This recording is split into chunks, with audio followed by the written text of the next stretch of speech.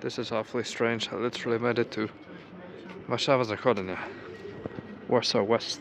From where? I'll take a taxi to home and then I'm there. Okay, the cold and the wind is something else. The people in Bulgaria were probably right. I think you can hear the wind. It is cold. Oh my god.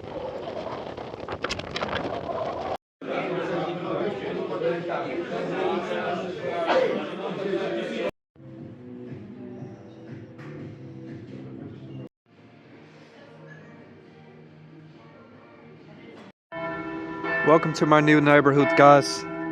Welcome to Warszawa. Guys, good morning. Or dzień dobry, I should say, and welcome to my actual neighbourhood in Warsaw. The neighbourhood of Żoliborz, which means in French, good side or good side of the city. That's what it was initially called.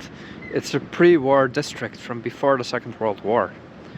I'm currently at Plac Wilsona, which is named after Woodrow Wilson. We'll know who that is. And this area, although the buildings look polished, is about 100 years old, these buildings, or more. And it's a very historical area. It's the area of the Warsaw aristocracy. We can see all kinds of memorials walking around this area, Żoliborz.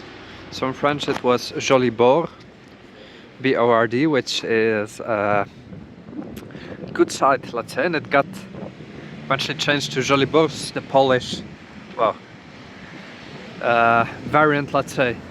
And I live a bit more in the back. I live in the quieter area of this place, in a huge building with a courtyard, let's say. And this Plac Wilsona is one of the main arteries for traffic here in Warsaw. So it has the metro line going north-south. It has a lot of trams going about and buses, of course. You see, Warsaw is the city of war, as the name says. It's not that it's named after war, but it's coincidental. And we see everywhere signs and memorials. This is the sign of the Warsaw Uprising, the Warsaw Resistance that took place here, which was an absolutely brutal act of heroism. And this is a symbol that you see all over the city. It is a symbol tied with Memorial Days, obviously, and a very significant one for Polish and obviously European history, because what happened in Poland affected all of Europe. And it's actually still the case, because Poland is the European heartland in a sense. What happens here affects the whole continent. We're bordering Germany, the economic engine of Europe, at least for now. We're bordering Russia as well, Belarus, Ukraine. So you find yourself a front row seat to, well, all kinds of politics, geopolitics, anything of the sort. Whatever affects Poland will have a ripple effect on the rest of Europe. And it is a fantastic country, I have to say. It has 40 million people or so. It is fantastic to be here, I have to say. It takes some getting used to. But this is Plac Wilsona. And I'll actually show you the wider area later, I suppose. I'm just walking about, enjoying myself. I think I'll just take the metro for a spin. I need to find some public transport card, if possible for a year, but I think I'll need to go to some office for that, just like in Sofia. The metro smells amazing. I love cities with metro, especially have the real city smell.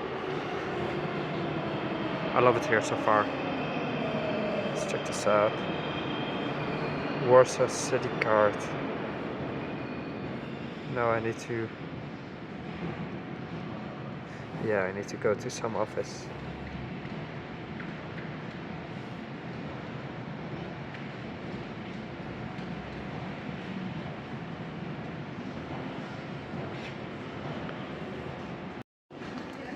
So I just took a 24-hour ticket. 15 zloty, which is about €3. Yeah, let's check this out.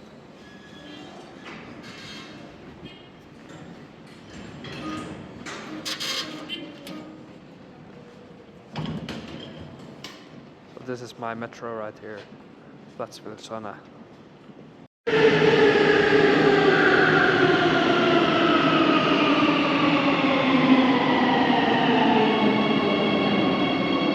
It's awesome.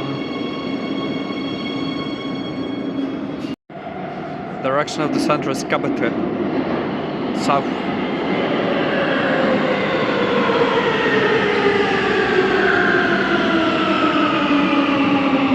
Same train as on the line 3 in Sofia actually.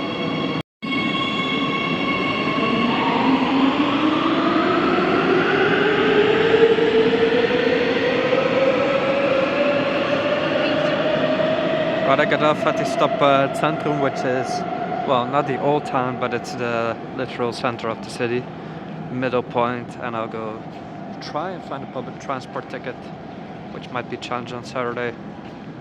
Found some conflicting information. Let's check it out.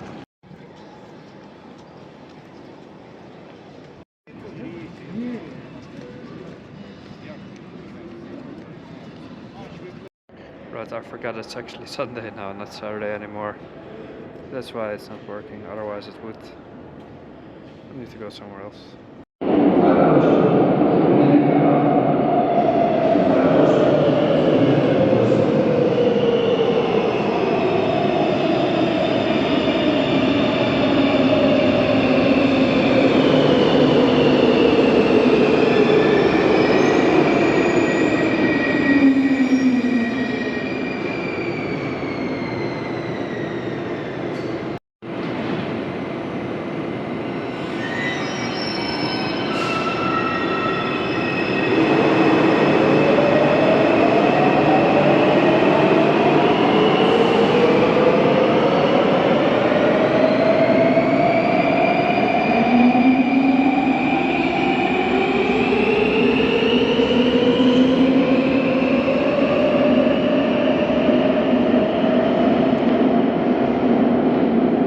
Now the metro system, at least this line is a little bit older than the one in Sofia, but there is a line 2 which is way modern, like you would see in Sofia as well, like the line 3 for example, and they're working on expanding them. But why does Sofia have a little bit bigger metro is because Warsaw compensates with a lot of tram lines, a very dense network, one of the biggest in Europe, plus a sort of S-Bahn system, overground lines, as you would see in Berlin, trains going to the suburbs and such, which you don't have in Bulgaria. Like, in comparison, if you would take a train from Sofia to Svoge, or even to Dragoman in Warsaw, that would be part of the S-Bahn train system in a sense, which is quite a game changer if Bulgaria starts to implement that as well. So yeah, no public transport cards for today, so I guess I'll just do whatever I feel like, hang out a bit, later go back home. It's kind of cold, so I don't want to spend too much time outdoors. Here we are. This is not the old town, but the actual large central square. It's one of the biggest squares in Europe. Although the square is, let's say, cut up by this building in between, which is, well, makes the whole significance of the square. What was it? The Palace of Science and Natural Sciences, I believe. It is a Stalinist architecture building from that era as well, even though Poland was obviously not part of the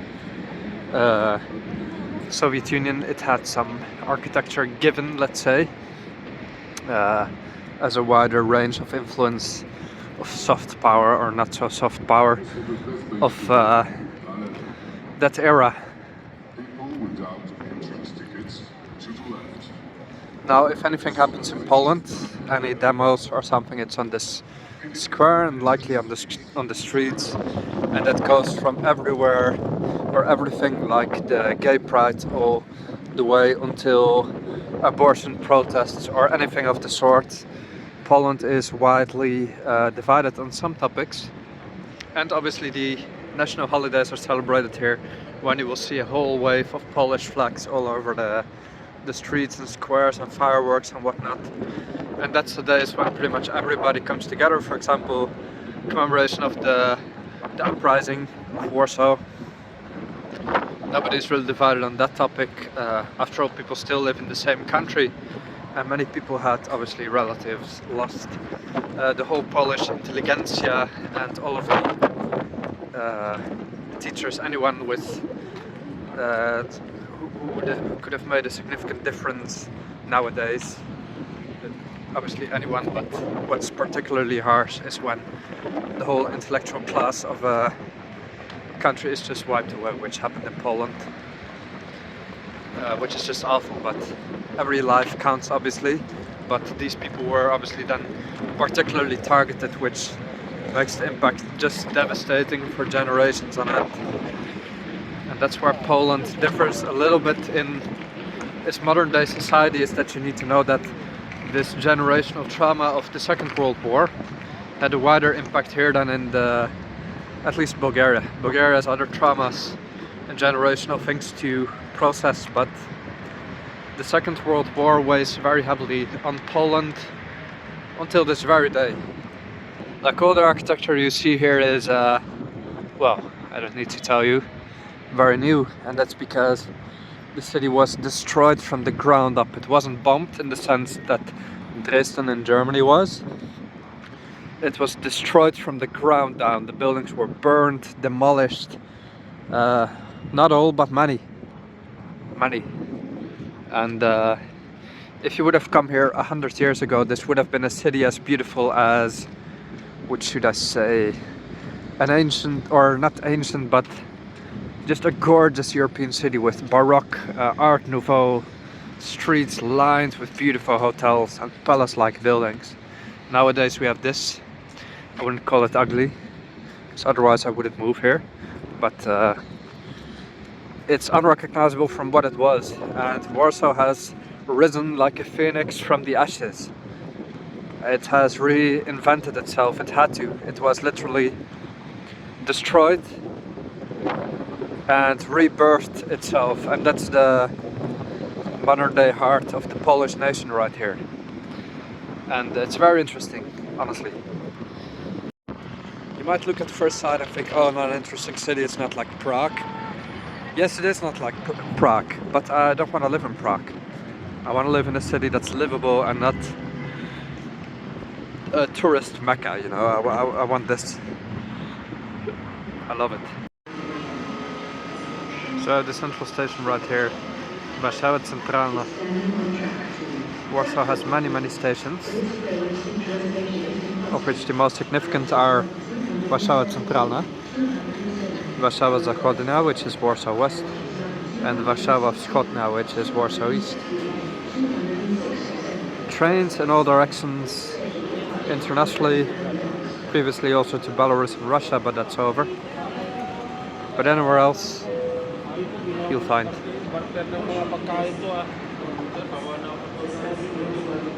Inside has been modernized, although the actual building is quite old. But nothing wrong with it, honestly. Huge city. And there's even a train to Berlin right over there.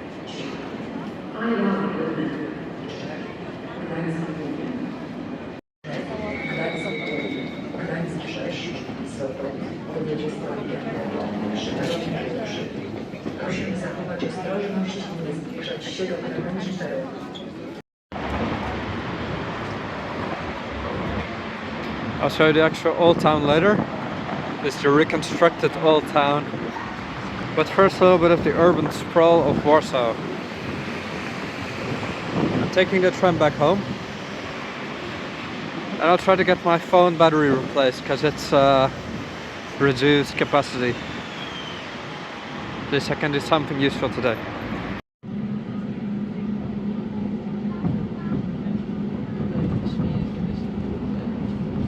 Następny przystanek Nowolipki.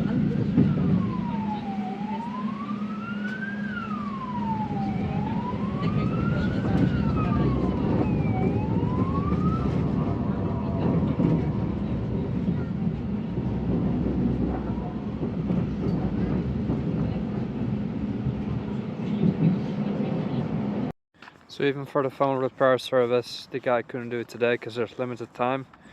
So I need to come back tomorrow. So it was a bit of a useless day in terms of productivity, but I'll just walk a bit through the park on the way back home. It's not bad either.